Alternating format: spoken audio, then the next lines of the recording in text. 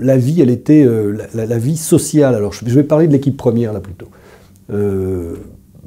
Longtemps, les joueurs ont été, qui en avaient besoin, étaient logés et nourris par le club. Il n'y avait pas d'argent, mais par contre, le club logeait les joueurs. Mon père a été logé aux petites écuries. Il y avait un hôtel à moitié pourri où toute l'équipe était logée pendant des générations. Ça veut dire que jusqu'aux années 60, si vous interviewez Jean Ponsaillet, ces gens-là, ils ont été logés aux petites écuries.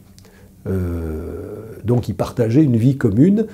Et nous-mêmes, alors ma génération, les logements étaient épars dans Paris, mais nous avions un point de chute qui était la petite auberge, rue du Hameau, qu'on appelait chez Gégène. Gégène, c'est Eugène Ourcade, c'était un ami de Roger Labernède, pilier de l'équipe du Racing championne en 59.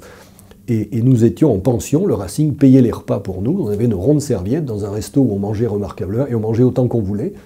Donc c'était les avantages. Et c'était un point de fixation. Vous y alliez n'importe quel soir de la semaine, vous étiez sûr de tomber sur un copain.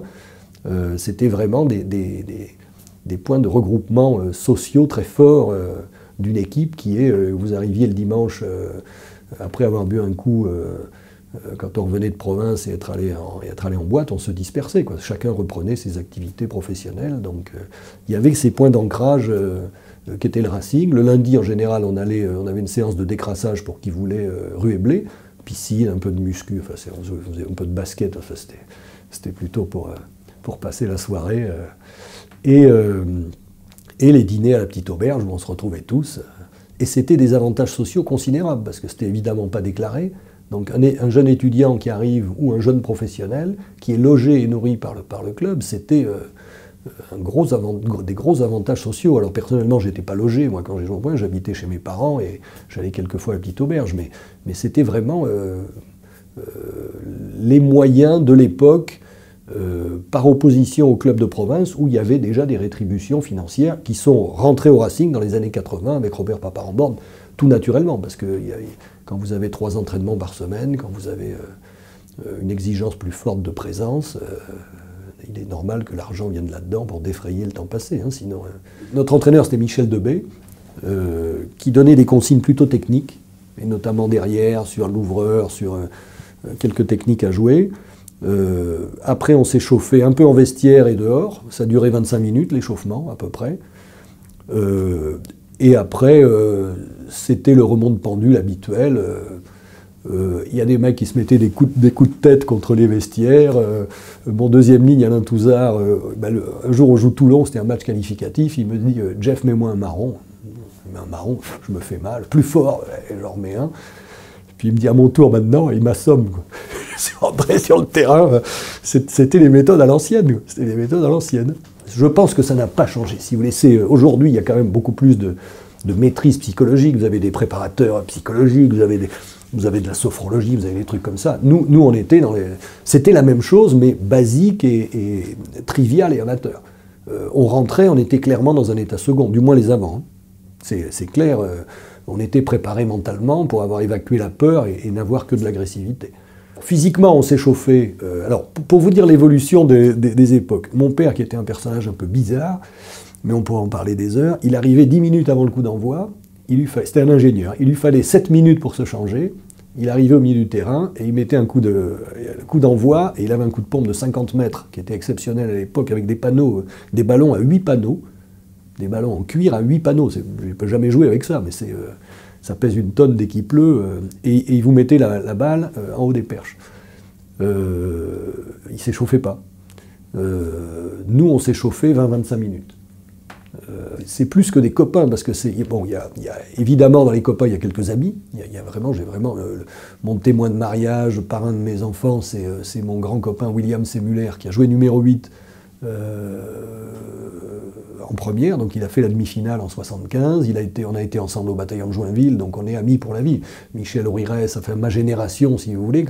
Quand vous avez partagé des combats où vous avez contre vous non seulement l'équipe adverse, mais les 15 000 personnes dans le stade, qu'il faut traverser la foule pour retourner au vestiaire, que les plus virulents, c'est ceux dont vous attendiez le plus de calme, les vieux et les femmes, c'est les plus déchaînés, quoi.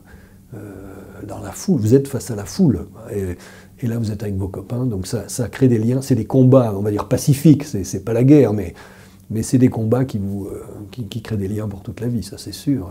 Quels que soient nos parcours, et nous, tous les anciens, ou même dans d'autres sports, hein. Dans d'autres sports, quand ils vous parlent du Racing, attends, ils pleurent. Ils pleurent. Pas seulement sur les matchs gagnés ou perdus, mais sur l'ambiance des copains, sur les dirigeants qu'ils ont rencontrés. Parce que la qualité des adultes que vous rencontrez quand vous êtes jeune, elle est essentielle. C'est une attirance pour la suite de la vie, quoi. C'est des modèles qu'on aime reproduire ou dont on aime s'inspirer, donc extrêmement important. Et c'est vrai qu'au Racing, il y a eu des dirigeants, et il y a toujours des dirigeants formidables, quoi. Des gens qui vous marquent.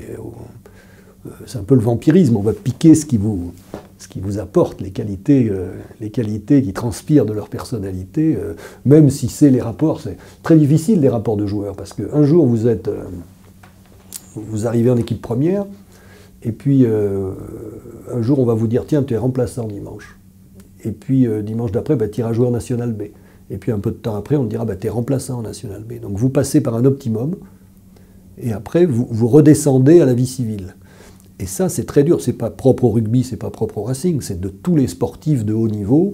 Vous vivez une petite mort. Moi, ça n'a pas été très grave dans mon cas, je ne suis pas monté très haut, si vous voulez, mais c'est quand même, à 30 ans, ou un peu plus, vous étiez une vedette, et vous ne devenez plus rien. Vous devenez monsieur tout le monde.